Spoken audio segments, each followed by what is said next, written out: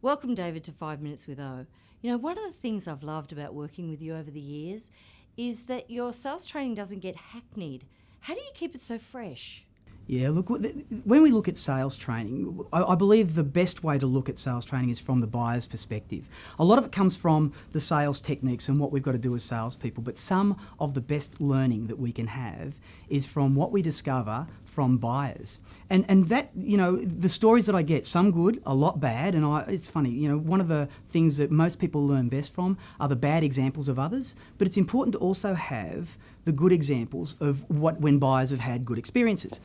But the thing that I guess when I talk about selling as a concept of being able to connect with the salespeople, the sales managers, the business owners, it's by being able to start with this premise, and that is that if you want to sell more than your competitors, don't try and sell.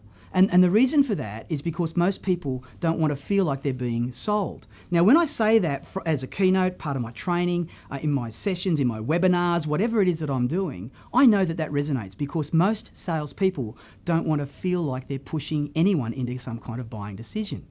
So the way you keep it fresh is by focusing on the research around what buyers are doing. Now, there's been this major shift, Leanne, in the psychology of buyers that most sales managers, salespeople, business owners have missed. And what it is that no longer, because of globalization and competitiveness, no longer does the client wonder, can I find the product that I'm after?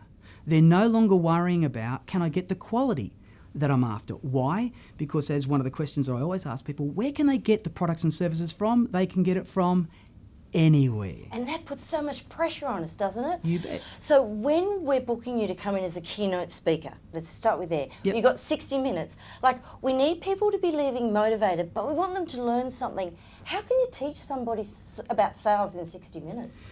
The main way that we start in any kind of keynote, this is regardless of who's on the stage, but certainly for me, is to start with intention. You know, when we tap into people's intentions, and I don't mean the royal we, I'm not speaking about myself in the royal we, for any of us, when we can tap into what people really believe, then all of a sudden the skill part of the learning becomes quite easy.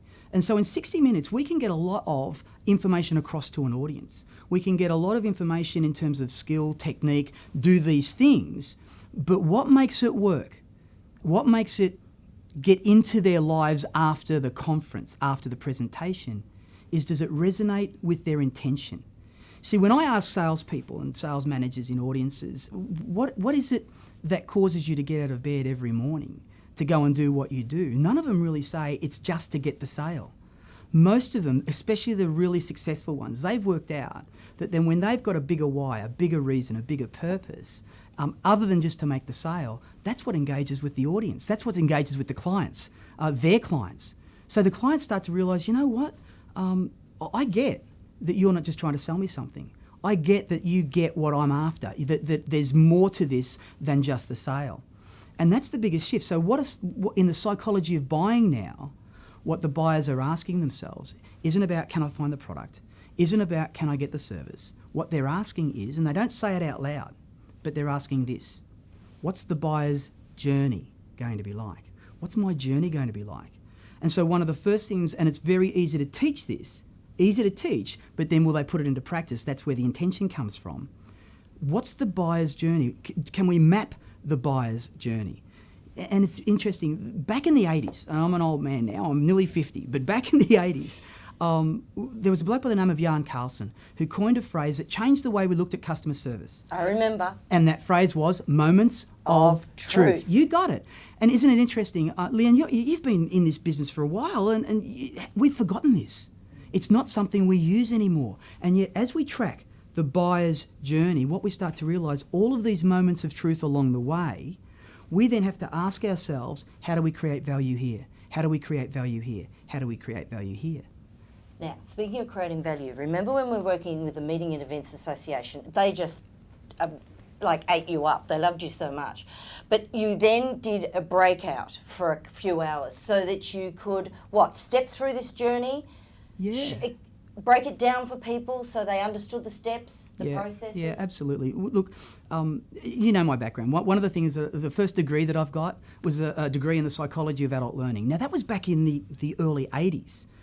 And along this journey of understanding how do adults learn, one of the things that I know, that you know, and it's a bit scary to say it, but the reality is training and speaking by and of itself does not work.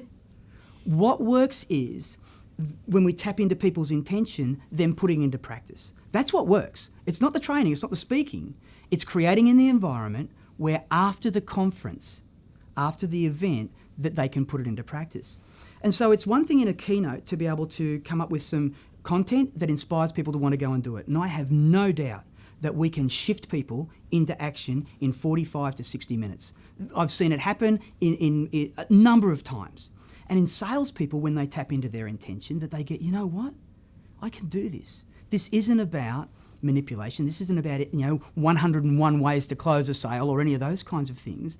That what this is about is focusing in on what it is the clients want and then having a meaningful process to be able to achieve that. In a workshop, it's a little bit different. We roll the sleeves up and we say, now let's real play, not role play. Let's real play what's happening in your world. Let's talk about the questions that you ask. Because people know they need to ask questions. But as I start to explore that in workshop type of environments, what I discover is they're asking questions that all of their competitors are asking. And so again, their clients are asking, the buyers are asking, what's the buyer's journey going to be like? What's my journey going to be like? And if I just hear the same questions, or even worse, if I realise that the salesperson is just asking the question out of habit, they're not really attached to it themselves, there's no intent in the question, then it's a distraction. And the clients, the buyers, the potential clients, they disengage. And so during the workshops, what we do is we start to dig in and say, tell me a question that you're currently asking. Let's explore the value of that. And we take questions apart and look at what's working in the question and potentially how to change that in a way that it engages better with the client. Now, it might sound like that's focusing on questions. That's because it is. The heart and soul of all good sales is understanding that it's in the questions that we ask that mirror our value.